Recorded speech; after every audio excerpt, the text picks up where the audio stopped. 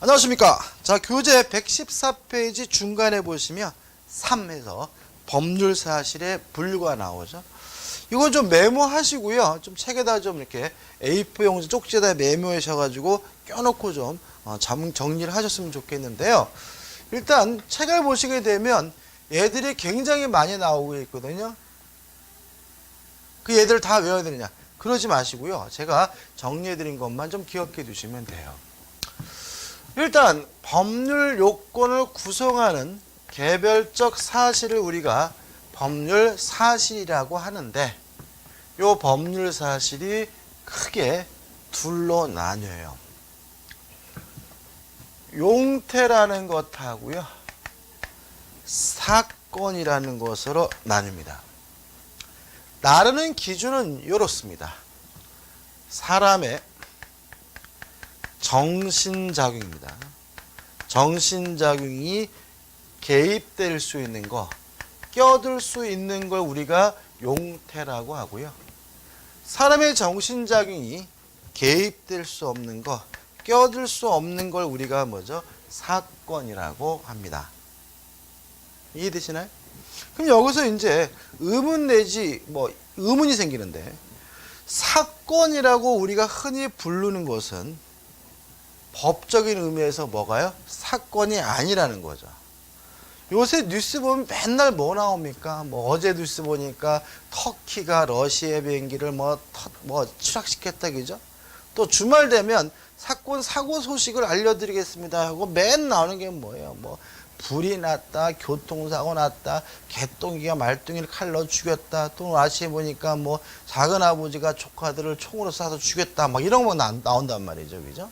자, 그런 것들은 법적인 의미에서 사건이 아닌 거예요. 왜냐하면 개똥이가 말똥이를 칼로 찔러 죽이려면 개똥이에 뭐가 개입되게 돼요? 정신작용이 개입되잖아요. 작은 아버지가 조카들을 총으로 쏴 죽이려면 작은 아버지에 뭐가 개입돼요? 정신작용이 개입되기 때문에 그것은 정확한 의미에서 뭐가 아니에요? 사건이 아닙니다. 따라서 법적인 의미의 사건과 일상적으로 쓰는 용어인 사건과는 개념이 다르다는 거예요. 자, 법에서는 사람의 정신작용이 개입될 수 없는 것, 껴들 수 없는 것만을 뭐로 취급합니까? 사건으로 취급하고 있고요. 그럼 뭐가 사건이냐? 가장 대표적인 것이 시간의 경과가 사건이라는 거죠. 유행가도 있잖아요, 그죠? 가는 세월 그 누구가 막을 수가 있나요? 그죠? 시간이 흘러가는 것은 사람의 정신작용에 의해서 어떻게 해요? 어쩔 수가 없는 거죠.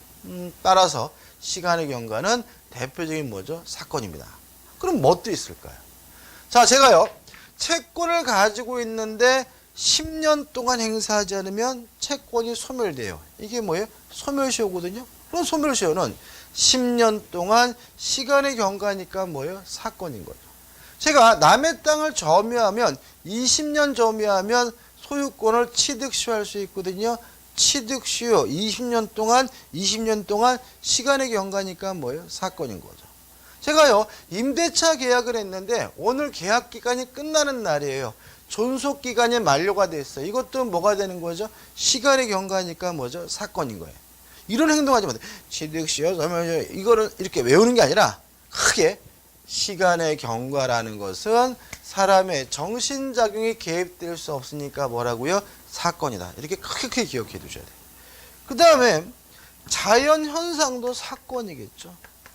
눈이 온다, 비가 온다, 날씨가 춥다, 덥다, 이런 것들은 사람의 정신작용에 의해서 개입될 수 없으니까 당연히 대표적인 뭐가 되겠어요? 사건이 되겠죠. 그죠? 그럼요. 저는 반드시 뒤지겠죠. 그죠? 여러분도 반드시 죽겠죠. 자, 이거는 일종의 뭐예요? 자연현상인 것이고 우리는 뭐 할 수 없는 거예요? 피할 수가 없는 거죠. 다시 말하면 사람을 칼로 찔러 죽이는 것은 정신작용이 개입됐기 때문에 뭐가 아니에요? 사건은 아니지만 인간은 반드시 죽는다는 의미에서 사람에게 생사하는 뭐가 되는 거죠? 사건이 된다. 이런 의미예요. 그 다음 세 번째로 사건에서 어떻게 보면 가장 중요한 것인데 부당이득은 사건이 됩니다.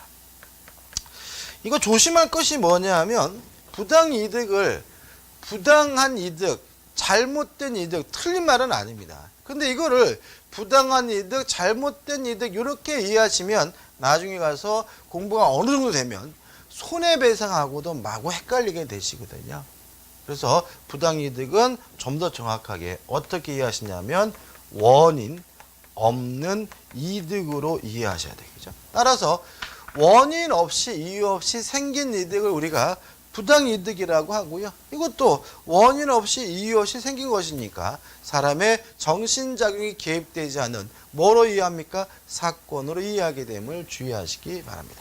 끝이에요. 그 다음에요. 이 법률 사실에서 이제 뭐가 나오죠? 용태가 나오죠. 자, 용태를 다시 둘로 나뉩니다. 외부적 용태. 무슨 말인지 아시겠죠? 사람의 정신작용이 밖으로 표출됐다는 얘기겠죠. 그 다음에 내부적 용태. 무슨 말이겠습니까? 사람의 정신작용이 머릿속에 머물고 있다는 뜻이겠죠. 일단 외부적 용태라는 말은 우리가 흔히 안 쓰고요. 우리가 흔히 쓰는 말은 뭐죠? 행위죠. 그래서 행위란 법적 개념이 뭐냐면 사람의 정신작용이 밖으로 표출되고 있는 거 우리가 뭐죠? 행위라고 하는 거예요. 내부적 용태는 우리가 뭐죠? 의식이라고 하죠. 의식. 자, 의식. 교재 보시면 내부적 용태에서 뭐 의사적 용태, 간념적 용태 이렇게 나눠놨거든요. 나눌 필요 없어요. 그냥 우리는 사람의 정신작용이 머릿속에 머물고 있으면 내부적 용태고 법률 사실 정도만 기억하시고요. 뭐 높아지면 말씀드리지만 가장 중요한 내부적 용태가 뭐예요? 선의와 악이죠. 선의는 뭐예요? 모르고 있는 정신상태. 악의는 뭔가요? 알고 있는 정신상태. 이렇게 되는 거고요. 끝입니다. 그 다음에 요 외부적 용태 행위를요. 다시 둘로 나누게 되는 거예요. 적법행위라는 것하고 위법행위라는 것으로 나누게 됩니다. 적법행위야 뭐로 나뉘죠? 위법행위로 나뉘어요. 위법행위라는 것은 법에 반한다, 법에 적합하지 않다는 의미인데 우리 민법상 위법행위는 두 가지가 있습니다. 채무불이행과 불법행위가 위법행위입니다. 채무불이행은 뭐냐면요. 고의나 과실로 채무를 이행하지 않거나 못하는 걸 뭐죠? 채무불이행이라고 하고요. 불법행위는 뭐냐면요. 고의나 과실로 타인에게 손해를 입히는 것을 우리가 불법행위라고 합니다. 개념을 일단 꼭 기억해 두셔야 돼요. 그죠? 자, 그래서 지금 우리가 한 가지 중요한 거를 검토를 해봐야 돼요. 여러분들 우리가 용어적으로 손해배상이란 말도 쓰고 손해보상이란 말도 쓰죠. 그죠? 그럼 여러분 언제 손해배상이라고 하고 언제 손해배상이라고 하는 거예요? 손해보상과 배상의 차이점이 뭘까요? 그런 의문 가져보신 적 있나요? 없으시죠? 그죠? 이게 뭐가 다른 거냐면 위법한 사람이 손해를 보전해 주는 것은 손해배상이라고 하는 거예요. 배상. 위법하지 않은데 적법한데도 손해를 보전해 주는 것은 뭐가 되는 거죠? 손해보상이 되는 거예요. 이해되시나요? 자, 예를 들게요. 제가요 자동차를 운전하다 가다가 빗길에 미끄러지면서 행인을 쳤어요. 그분이 다쳐서 제가 그분을 치료해 주는 것은 손해배상인 거예요. 왜냐하면 저는 과실로 그분에게 뭘 끼쳤어요? 손해를 끼쳤고 저 행위는 뭐가 되는 거죠? 불법행위고 위법행위니까 제가 해주는 건 뭐가 되는 거죠? 손해배상이 되는 거죠. 근데 만약에 제가 자동차 보험에 가입되어 있다면 제가 해주는 게 아니라 어디서 해줘요? 보험회사에서 해주는 거죠. 보험회사가 해주는 건 뭐가 되는 거예요? 손해보상인 거죠. 왜요? 보험회사는 암짓 안 했죠? 위법하지 않은 자니까요. 감 잡히시죠? 그죠? 자, 한번 연습해 볼까요? 수용을 당했어요. 제가 소유하고 있는 땅을. 그러면 수용 배상금을 받는 건가요? 수용 보상금을 받는 건가요?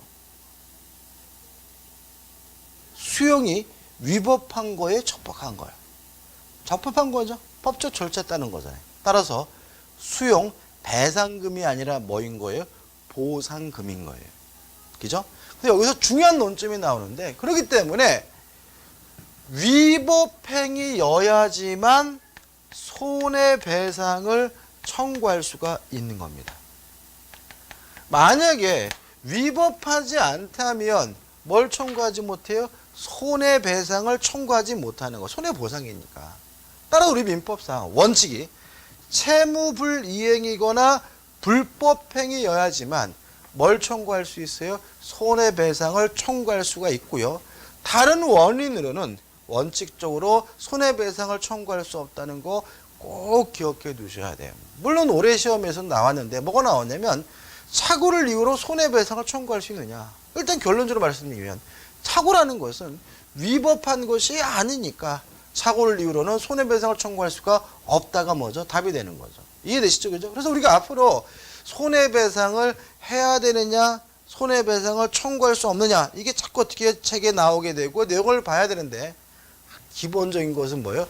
채무불이행이거나 불법행위여야지만 뭘 청구할 수 있습니까? 손해배상을 청구할 수 있다는 것이 가장 핵심적인 내용임을 잊지 마시기 바랍니다. 중요하죠? 끝이에요. 그 다음 이제 적법행위입니다. 적법행위.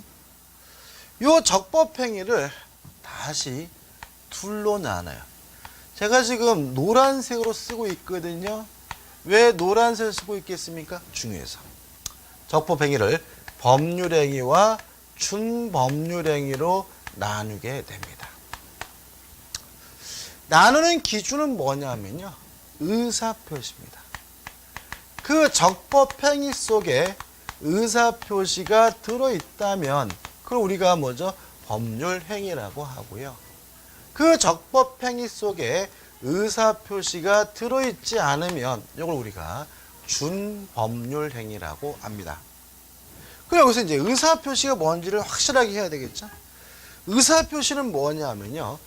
의사를 밖으로 표시하는 거예요. 좀 더 정확히 말한다면 원하는 바, 바라는 바를 밖으로 표시하는 것이 뭐예요? 의사표시예요. 연습해 볼게요. 중요합니다. 자, 이렇게 하겠습니다. 아이고, 참 이쁘시네요. 의사표시인가요? 의사표시 아닙니다. 저와 커피 한잔 하실래요? 의사표시입니다. 집이 참 멋있습니다. 의사표시 아닙니다. 그 집을 저에게 파시겠습니까? 의사표시입니다. 감 잡히시나요? 저와 결혼해 주실래요? 의사표시입니다. 자, 의사표시라는 것은 원하는 바, 바라는 바를 밖으로 표시하는 거잖아요. 아가씨 참 이쁘시네요. 그 말 속에는 원하는 바가 없기 때문에 의사표시가 아니에요. 저와 커피 한잔 해주실래요? 제가 뭘 원합니까? 커피 먹기를 원하니까 그거는 뭐인 거예요? 의사표시인 거죠. 집이 참 멋있습니다. 원하는 바 없죠? 의사표시 아니에요. 그 집을 저에게 파시겠습니까? 제가 뭘 원해요? 집 사길 원하죠? 의사표시예요. 저와 결혼해 주세요. 제가 뭘 원합니까? 결혼하기를 원하죠? 물론 뭐가 되는 거죠? 의사표시가 되는 거죠. 이렇게 원하는 바, 바라는 바를 밖으로 표시하는 것이 뭐예요? 의사표시인데 요게 들어있으면 뭐예요? 법률행위고 없으면 뭐가 돼요? 준법률행위인 거예요. 됐죠? 자, 그럼 이제 저 보면 요 법률행위의 효과는 어떻게 의해서 결정이 되냐면 법률행위 속에 들어있는 의사표시에 의해서 결정이 되는 거예요. 다른 말로 하면 원하는 바에 따라서 효과 결정이 되는 거예요. 그렇지 않나요? 제가요 커피 한잔 합시다. 그랬더니 그쪽에서 좋대요. 그럼 둘이 뭐 먹어요? 커피 먹죠. 저에게 집을 파십시오. 좋대요. 그럼 저는 뭐 하게 돼요? 집을 사게 되잖아요. 저와 결혼합시다. 좋대요. 둘이 뭐 합니까? 결혼하지 않나요? 다시 말하면 제가 커피 먹기를 원하면 커피를 먹고, 집을 사기를 원하면 집을 사고, 결혼하기를 원하면 결혼합니다. 다시 말하면 법률행위라는 것은 그 속에 들어있는 의사표시, 다른 말로 하면 원하는 바에 따라서 효과 결정이 되는 거죠. 중요하죠, 그죠? 두 가지입니다. 자, 법률행위 되려면 반드시 뭐가 있어야 돼요? 의사표시가 있어야 돼요. 왜요? 없으면 법률행위가 아니라 뭐예요? 준법률행위니까요. 효과는 무엇에 의해서 결정이 돼요? 의사표시, 원하는 바에 따라서 결정된다는 거 꼭 기억해 두시고 숙지하셔야 되겠죠. 됐죠? 자, 이 준법률행위를요. 준법률행위인데 의의는 뭐예요? 의사표시가 없는 적법행위가 뭔가요? 준법률행위죠. 준법률 효과는 어떻게 결정이 될까요? 문제는 준법률 자체는 의사표시가 없기 때문에 효과를 결정해 줄 만한 뭘 갖고 있지 않아요? 요소를 갖고 있지 않단 말이죠. 따라서 준법률 효과를 알려면 법률 규정을 봐야 돼요. 다시 말하면 준법률 효과는 무엇에 의해서 결정이 되냐면 법률 규정에 의해서 결정되는 거죠. 자, 그럼 이렇게 되는 거죠. 준법률행위란 의사표시가 없는 적법행위가 준법률행위인데 효과는 무엇에 의해서 결정됩니까? 법률 규정에 의해서 결정된다. 꼭 기억해 두셔야 되겠죠?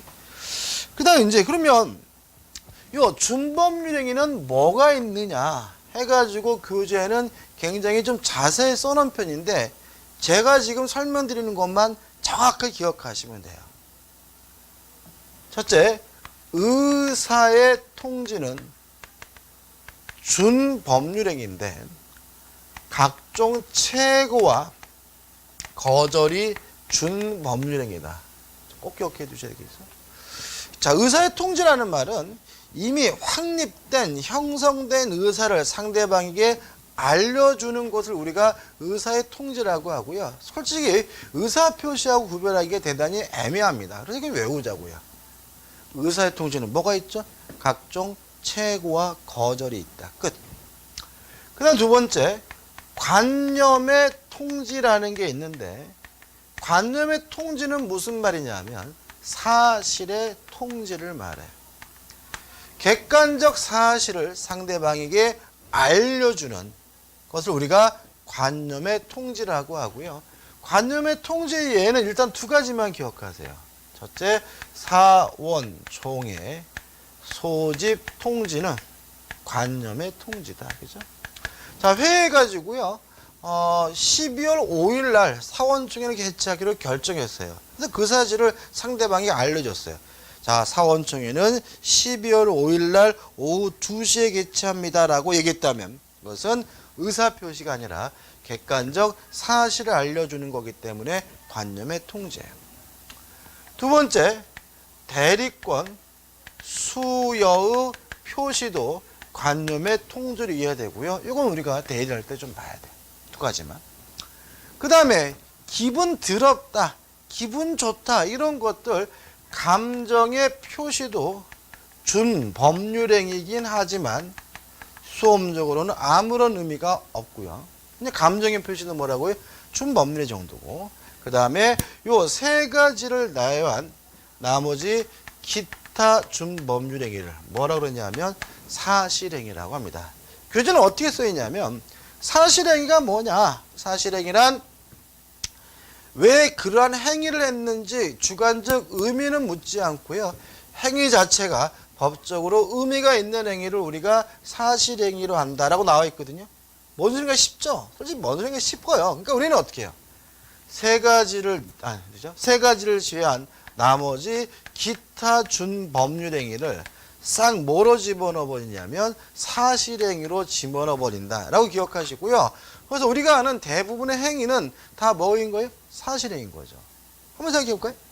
제가 아침에 일어나서 제일 먼저 뭐 했냐면요. 세수를 했어요. 그럼 세수라는 것은 저의 정신적인 개입됐으니까 용태고 행위 외부적 용태고 적법행위죠. 근데 세수하는 행위 속에는 뭐가 없어요? 의사표시가 없기 때문에 뭐가 되는 거죠? 준법률행위인데 그 중에서 뭐가 되는 거죠? 사실행위인 거죠. 운전을 한다. 코딱지를 판다. 그죠? 밥을 먹는다. 축구를 한다. 공부를 한다. 이런 것들은 다 뭐로 들어갑니까? 사실행위로 들어간다 정도만 기억하시면 됩니다. 여기까지 정리하시면 돼요. 이게 제가 칠판에 적어 놓으니까 됐다 마는 것 같지만 아마 여러분들 메모하시면 그렇게 많지 않고요. 아주 잘 나는 부분이니까 확실하게 좀 정리해 주셨으면 좋겠어요. 자, 정리하는 의미에서 문제 한번 풀어볼게요. 116페이지 보시면 기본 예제가 나오고 있습니다. 자, 이 기본 예제는 올해 시험 문제는 아니지만 중요한 문제이기 때문에 넣어놨어요. 자, 보세요.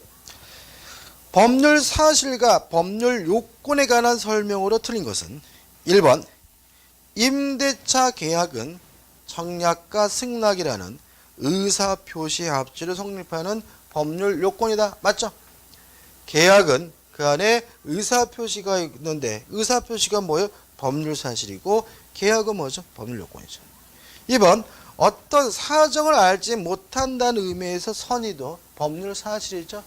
선의 악의 이게 뭐죠? 내부적 용태고요. 물론 뭐죠? 법률 사실이죠. 3번 시간의 경과는 사람의 정신적 작용에 의하지 않는 법률 사실이다. 맞죠? 사람의 정신작용이 개입될 수 없는 법률 사실을 사건이라고 하고 가장 대표적인 것이 뭐죠? 시간의 경과였죠. 4번 무권 대리 행위의 추일 여부에 관한 상대방의 채고는 의사의 통지다. 채고는 뭐예요? 의사의 통지니까 맞겠죠? 그죠? 자, 5번입니다. 민법 제552조에 따라 상대방에다가 똥물뱅이를 한번 쳐보시고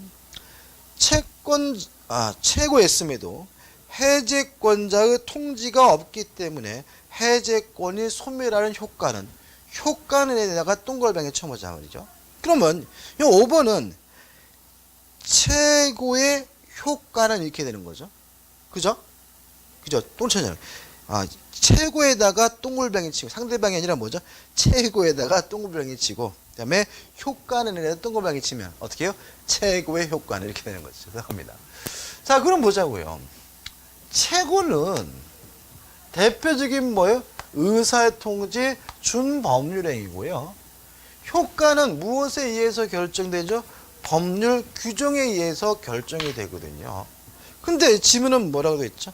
당사자 의사에 근거한다. X죠. 당사자 의사에 의해서 효과가 결정되는 것은 뭐에 하나입니까?